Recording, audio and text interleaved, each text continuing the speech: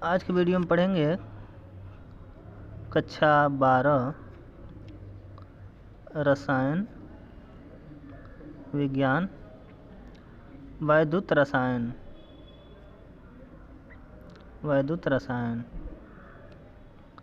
Electro chemistry. अब इसमें देखेंगे कि सबसे पहले चालक क्या होता है, क्योंकि चालकता से ही संबंध होता है। तो जो विद्युत और ऊष्मा का संचलन कर सकें अर्थात एक स्थान से दूसरे स्थान तक ले जा सकें उसको चालक कहते हैं, कंडक्टर कहते हैं। अब मुख्य रूप से दो प्रकार के होते हैं। फर्स्ट जो होगा इलेक्ट्रिक कंडक्टर और दूसरा है इलेक्ट्रोलाइट। अर्थात पहला है इलेक्ट्रिक कंडक्टर वैद्युत चालक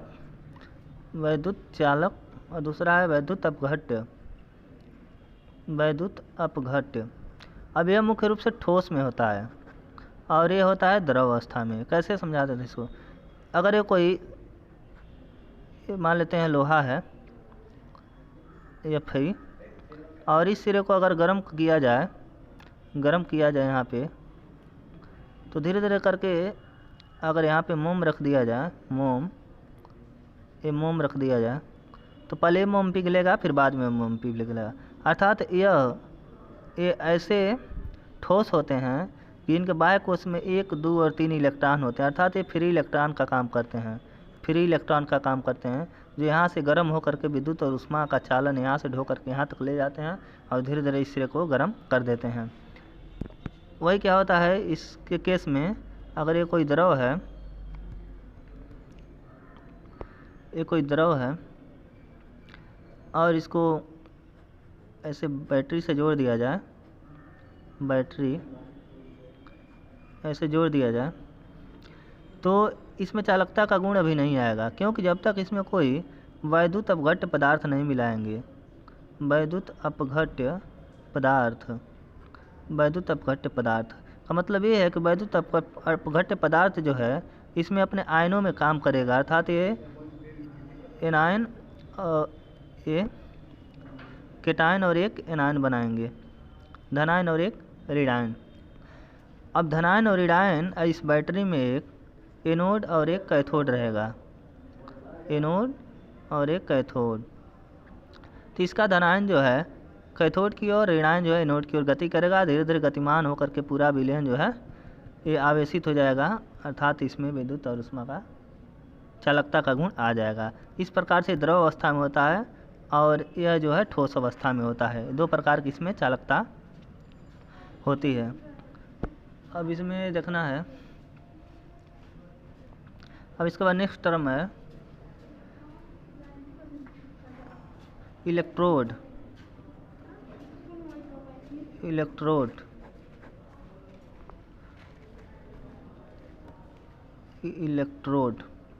अब इलेक्ट्रोड क्या होता है? इलेक्ट्रोड भी एक प्रकार का ऐसे ठोस ही होता है, लेकिन अंतर यह होता है कि यह एक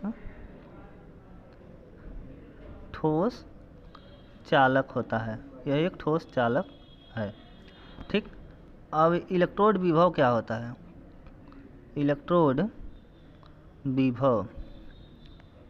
अब इलेक्ट्रोड विभव जो है, जैसे मान लेते हैं कोई लिक्विड है, इसमें विद्युत अपघटन हो रहा है, अर्थात इसमें विद्युत अपघट्य पदार्थ मिले हैं, इसका विद्युत अपघटन हुआ है। अब इसमें कोई सुचालक की छड़ को डाल दें,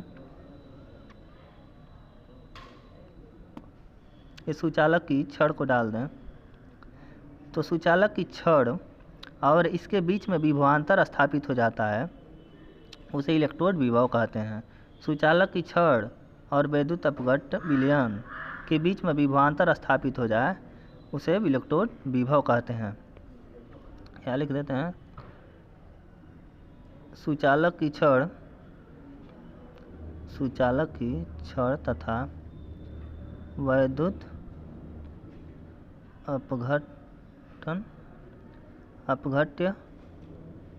अपघट्य विलयन में विभवांतर स्थापित हो जाए विभवांतर स्थापित हो जाए उसे इलेक्ट्रोड विभव कहते हैं। अब एक टर्म और है मानक इलेक्ट्रोड विभव। इसको या इसे बोलते हैं मानक अपचयन विभव, मानक इलेक्ट्रोड विभव या मानक अपचयन विभव। अब ये मानक इलेक्ट्रोड विभव क्या होता है कि जैसे मान लेते हैं ये कोई द्रव है और इसमें सुचालक की छड़ को डाला गया है। सुचालक की छड़ है, सुचालक की छड़। अब जो है इसके बीच में विभवांतर स्थापित तो हो रहा है, लेकिन अब इसमें विद्युत अपघट्य पदार्थ कितना डालेंगे? अब इसमें 1 मोल डालना है विद्युत अपघट्य पदार्थ का 1 मोल। अब 1 मोल डालने से सुचालक की छड़ और विद्युत अपघट्य विलयन के बीच में कितना विभवांतर स्थापित हो रहा है, वही मानक इलेक्ट्रोड विभव कहलाता है। विद्युत अपघट्य पदार्थ का 1 मोल विद्युत अपघट्य विलयन में डालने पर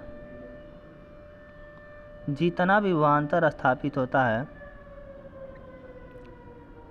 जितना विभवांतर स्थापित होता है उसे क्या कहते हैं? इलेक्ट्रोड, मानक इलेक्ट्रोड विभव कहते हैं।